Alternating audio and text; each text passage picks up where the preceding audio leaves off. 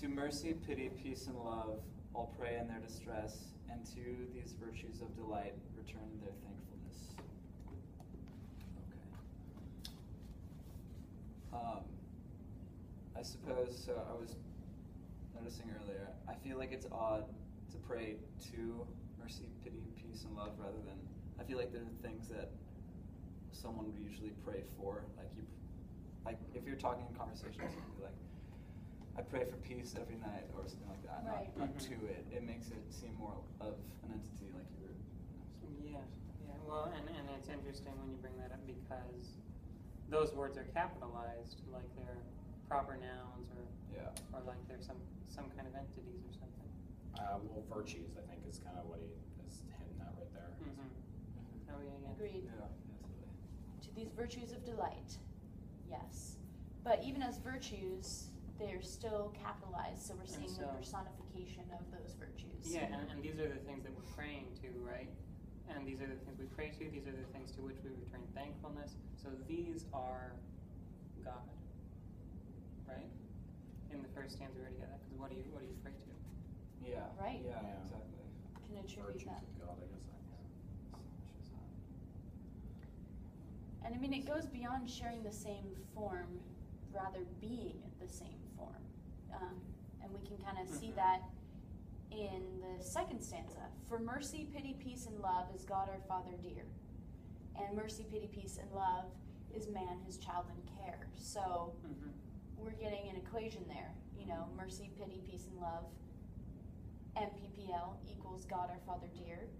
And then it also equals man, his child, and care. So that's an interesting.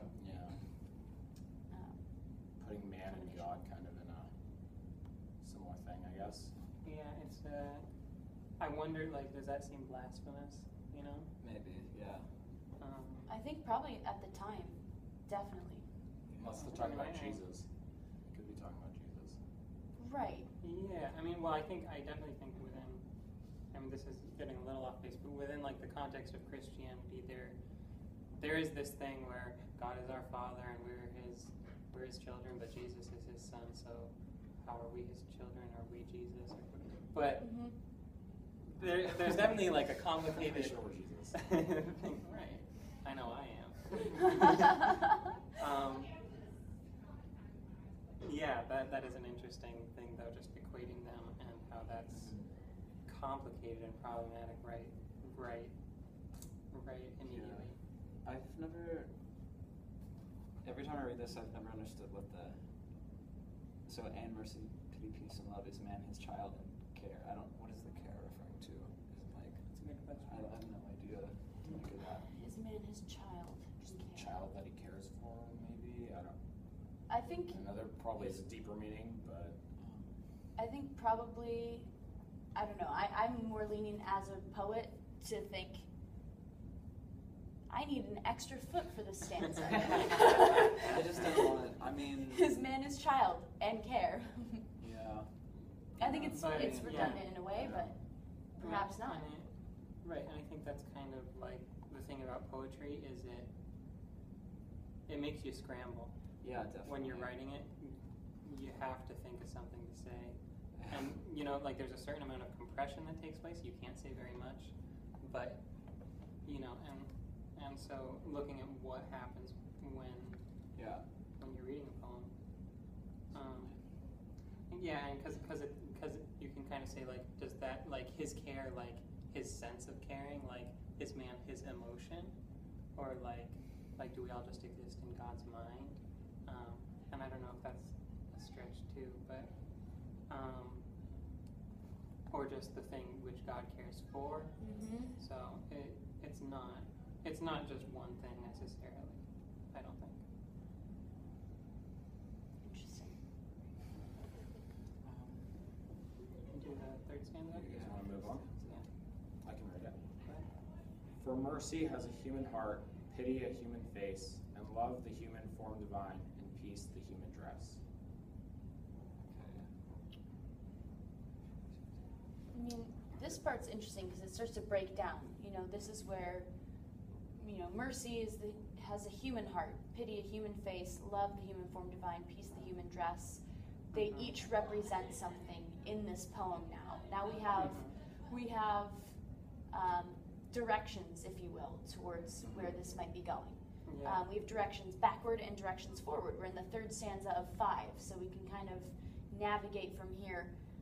All of these are human qualities. Right. So It's moving from the divine to now human qualities. And it's interesting, I think, again, it kind of ties to what we talked about in the first stanza. It's not the human heart has mercy in it. Mercy has a human heart. It kind of flips it. right. So, and it turns mercy into like a character. Yeah, because you think of like the human heart, that's where you'd find mercy, and human face, that's where you'd see pity. But Like yeah, that it turns it around. Yeah. Definitely. Yeah, I think we talked about a little bit before what exactly what you're saying, where you find mercy in the heart, you find pity in the face, and those make sense Like kind of intuitively. Like the last two are really right? Physically. Right, but the last two are a little Or at more. least in the face. Right. Right. I mean, love the human form divine is, not only probably a reference to a physical attraction, or even something more metaphysical, but even just straight up sexual. Right, we're talking about Yeah, the could be, human yeah. form, Yeah. right? Yeah. And like, you could read it and love the human form divine, love being a verb and also a noun. There is a comma to separate that, but there's a play on words definitely Yeah. happening there, I feel like. Yeah. Or at least something that you can't not nod to or acknowledge. Yeah, it's there. It's one of the Yeah. things that's happening in that very dense line. Definitely. Mm. I had when I first read that, I didn't think sexuality necessarily, but as I said before, I haven't read the Bible or anything. Making sure it's on still. But I was thinking I feel like there's a very heavy emphasis that God literally is love, sort of thing. God is straight love, and I don't know. I feel like that emphasizes that maybe as well as just straight sexuality. If we're talking about the human form divine, and it's the divine image in man being created in God's image initially from the onset. But I don't know, random. Yeah. Yeah, I think there's a lot there to delve into. Yeah. We have peace then being as defined. We looked it up in the OED, or we looked up dress. Yeah, trust. Peace being the human dress, and dress was something. Well, in the 21st century, when you hear the word dress, you think, female garment most likely. But in this scenario, we wanted to look it up in the OED, and there it was described as conduct.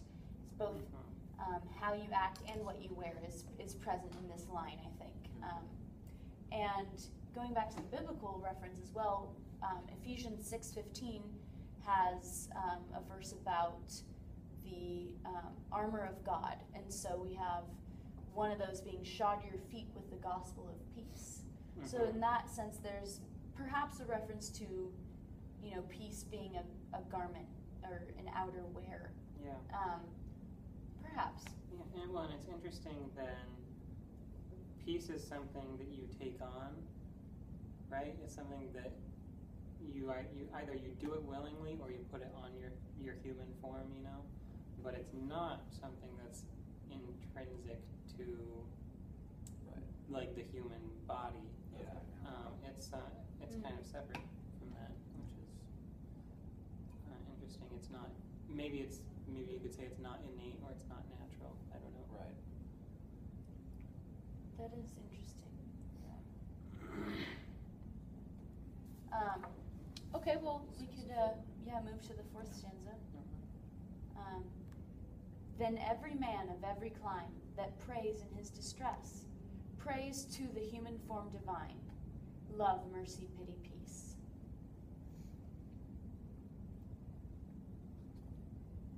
And we looked up climb, right? Yeah. Right. Climb mine was to be basically involving a Geographical location. right, Mhm. not specific or specific to its climate of Okay, many yeah. different climates. Mhm. So every man of every climate, every place, so just pretty much everyone that prays in their distress, prays to, and then if we go back to this equation that we've given, the human form divine is love, so they pray to love in a way. Yeah. Yeah, you mean in the third stanza, love the human form divine. Right. Yeah. Mhm. But then, of course, it expands. Love, mercy, pity, peace. Right. Mhm. So does that mean that is that the divine, or is that kind of just what he's praying for? That's kind of what I'm wondering about. What do you guys think about that? Well, I mean, it's definitely elevated. It's definitely repeated. We can look. We read the human form divine again. We see that we've just read it in the previous stanza in the same exact placement of the line. So we can't deny that we recognize that, and we also can't deny that it's saying that is the description of love. So I read it. I'm prone to read it praise to love. But then why the reiteration, love, mercy, pity, peace, Yeah. if love's not to be elevated above those and reiterated for emphasis? Yeah. So yeah, maybe it's just two meanings there. That also that's what makes up the divine, but that's also what people are praying for, I guess. But those are kind of the things that I don't know. There's definitely, though, this argument that there's like a divine nature in humanity, right? Yeah, I think that's very In- very much here. And does it mean in the human body? Or does it go past that, or is it talking about that Yeah. specifically? Because it does refer to specific body parts. I mean, the word form is probably one that deserves looking up. I might just do that right now That's a good idea. in the OED, because form could mean body, but it could also mean like an essence or the form of being human. I don't like know. the structure, sort of. Right. So let's see what the OED has to say about it. Because form initially just seems very like kind of base level, just like your I don't know biological just parts rather than anything. Right. Let's see here. Okay.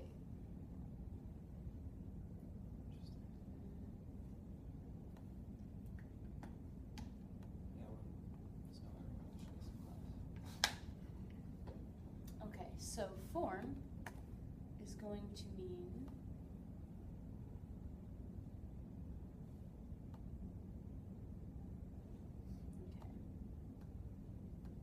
here we go. The visible aspect of a thing, now usually in narrower sense, shape, configuration as distinguished from color. Occasionally the shape or figure of the body is distinguished from the face. So it's saying visible, like a very Okay. physical kind of Yeah. description, abstractly considered as one of the elements of the plastic arts, like a mold maybe. Yeah. Beauty, comeliness, style of dress or costume. Those all So mean form. that's interesting. So if it's a style of dress, then we're at that same word again, which is saying love is the human dress divine, Yeah. and peace would be the human dress. Yeah. Peace is human, but love is Mhm. human and divine. Well, it kind of seems like it's praying to a human form of the divine, so Like, that's like where some, that's some where kind it of might be like Jesus again, like or, a divine archetype. Yeah. Yeah. Great. Should we go? So yeah, let's take it up with you. Want to take the last? Yeah. And all must love the human form, in heathen, Turk, or Jew, where mercy, love, and pity dwell, their God is dwelling too. And there's like the immediate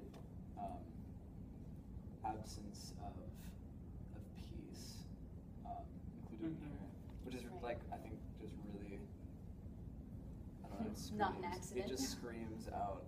Yeah, It's another one of those things where you might say like, well, he just didn't have enough syllables in the line. Yeah. Or like he just couldn't squeeze it in.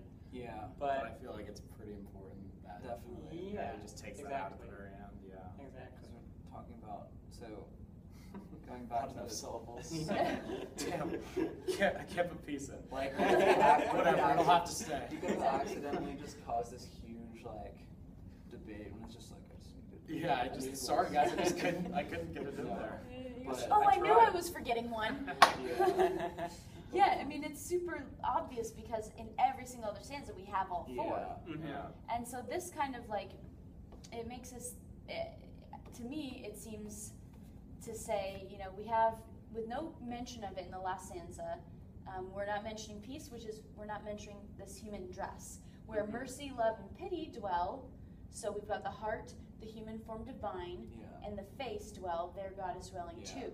Which leaves the conclusion that God is not wearing peace or dwelling in the human dress. Yeah. That's a different thing. Well, God yeah. does not, when God created man in his image, it wasn't with clothing. I think that Yeah. was, Right, Oh, right. yeah. And Yeah. that kind of takes you back to the first poem, or not the first poem, but the picture at the very beginning that illustrates the introduction poem, where the man is, or not the man, like the androgynous figure is walking and he's nude with, no apparent genitalia or anything. And that, as much as anything, really identifies this as a poem of innocence, because it's in that state of nakedness, Yeah. of pre-clothing, and it makes you think about. So the human dress; these are the things that we put on, either our clothing or our specific activity. And I guess that seems significant given the context, heathen, Turk, or Jew, where you're comparing different cultures and different kind of regions Yeah. that historically don't always get along. Yeah. Most definitely.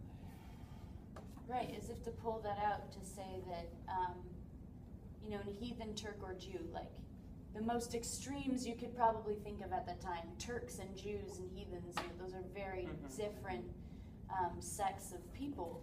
And it's just saying all must love the human form in all of these people because that is the form of the divine as well. Right. God is dwelling there too, where those things dwell. Yeah. Sort of despite the differences of dress, right? Right, yeah, despite the human dress, God is dwelling there too.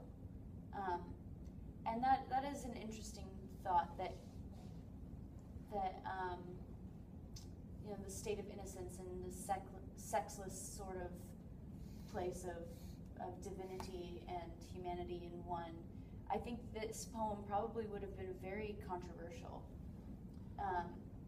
to ascribe so much humanity to God. I think that during this time you have a lot of lofty and elevated opinions, and not even the common people don't have access to a lot of texts still, or even literacy. But well, and this was also when religion, especially Christianity, was huge. It was everywhere. It still is. Right. It's still a lot, but even more so back then. And it's so. maybe more of a political power. Yeah. absolutely. So I kind of think about, is there an ambivalence? Does this contradict the notion that peace exists in the human dress? I think so for sure. Because it kind of makes you think about these conflicts between disparate people, and what are they separated by? Is most I think the argument seems to be they're separated by their dress, right? Yeah. By their cultural practices and by literally how they clothe themselves. Yeah. And so, what's the cause of the conflict then? Maybe that's the dress, and so is the human like behavior is peace really present in humanity? Not totally. Yeah. Not very much. That's what I was also wondering. Right. Like they take peace out, so maybe it's just that we'll never be able to achieve peace. I think, But the weird thing is then it says there God is dwelling too, and you would think that, unless if you're referring to the clothing, that peace would be with God as well. So yeah, I just think once it progresses past the initial stage of being the divine image, where, without clothing, you get into separate, I don't know, ideologies and whatnot, and then you're no longer exactly the divine image, and then God is not necessarily there. But then the peace being dress, or the